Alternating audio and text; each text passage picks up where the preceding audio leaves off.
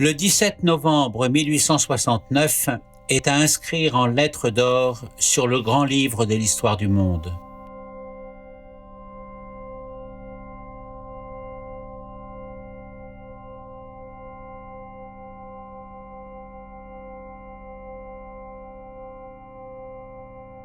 Nous voici à Port Saïd, en présence des têtes couronnées qui se sont rendues avec enthousiasme à l'invitation de son Altesse Ismaïl Pacha, le Khedive et vice-roi d'Égypte.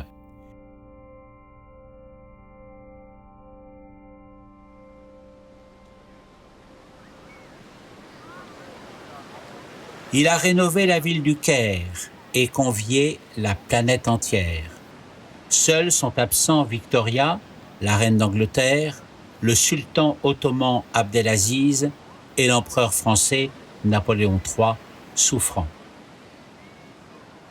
Mais il est représenté par son épouse, l'élégante Eugénie de Montijo.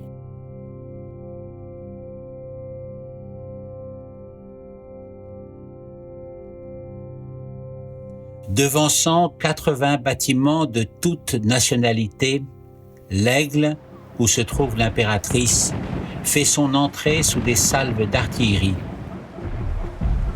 suivi par François-Joseph, l'empereur d'Autriche.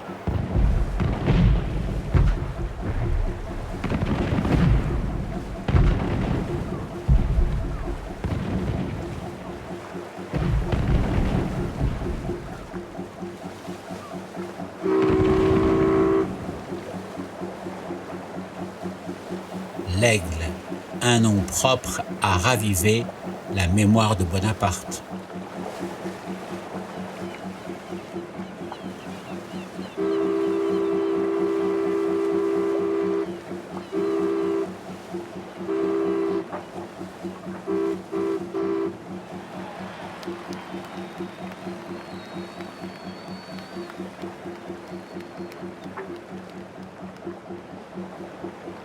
Près de ces célébrités s'active le maître d'œuvre du canal de Suez, Ferdinand de Lesseps.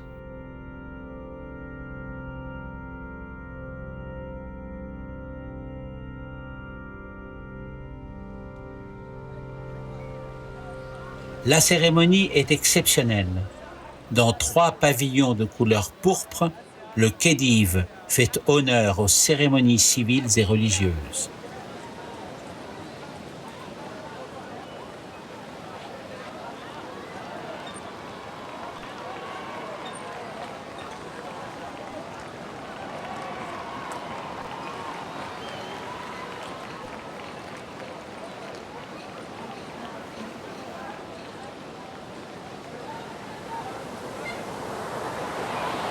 Depuis la mi-octobre, l'égyptologue Auguste Mariette a servi de guide aux quelques 100 privilégiés qui ont pu découvrir la Haute-Égypte.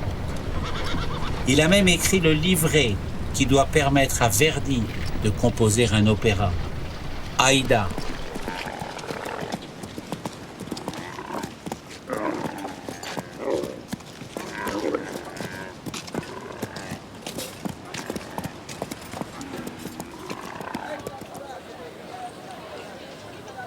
La délégation française compte 270 personnalités. De son côté, entouré d'une partie de sa suite à cheval, tout de blanc vêtu, l'ancien émir d'Algérie, Abdelkader, étale sa prestance de grand seigneur.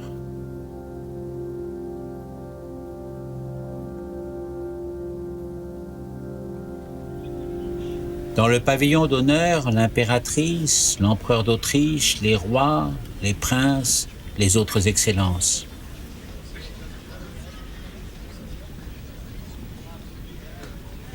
Dans le 2e pavillon, les représentants des religions chrétiennes, coptes, arméniennes, syriaques et toutes les autres.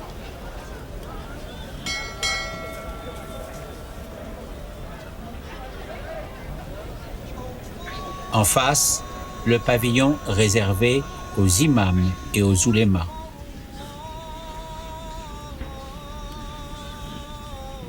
et l'on voit alors chrétiens et musulmans participer à une cérémonie religieuse commune.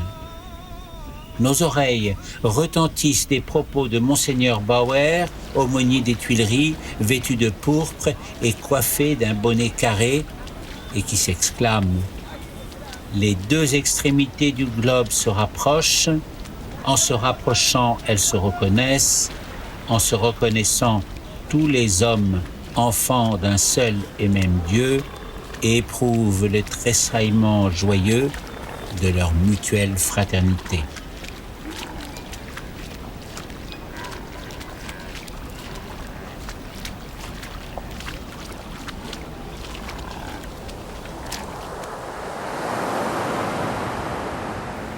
Dans 2 jours, nous serons à Ismaïlia, à mi-chemin des rivages de l'Asie. Le programme promet d'être aussi réjouissant que celui de Port Saïd.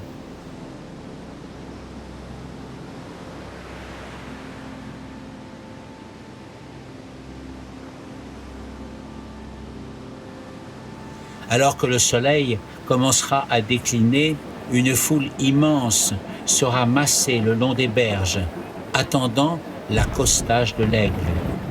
Des salves d'artillerie salueront l'impératrice Eugénie sur la passerelle au milieu des acclamations. En 8h30, la moitié du canal aura été franchie.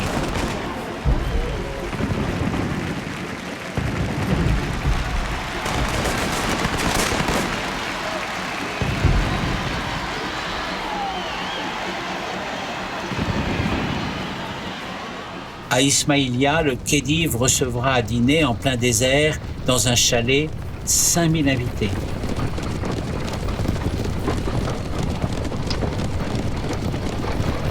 Une illumination générale nous est promise, avec feux d'artifice tirés devant le palais du vice-roi.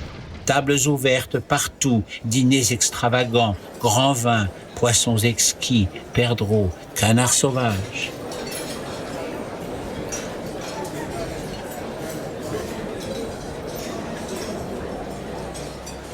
Le lendemain, les 50 navires se dirigeront vers les lacs amers pour y passer la nuit, et le 20 novembre, ils atteindront Suez, où le navire d'Eugénie doit, le premier, pénétrer en mer Rouge, ouvrant une route impériale vers l'Inde, la Chine et le Japon.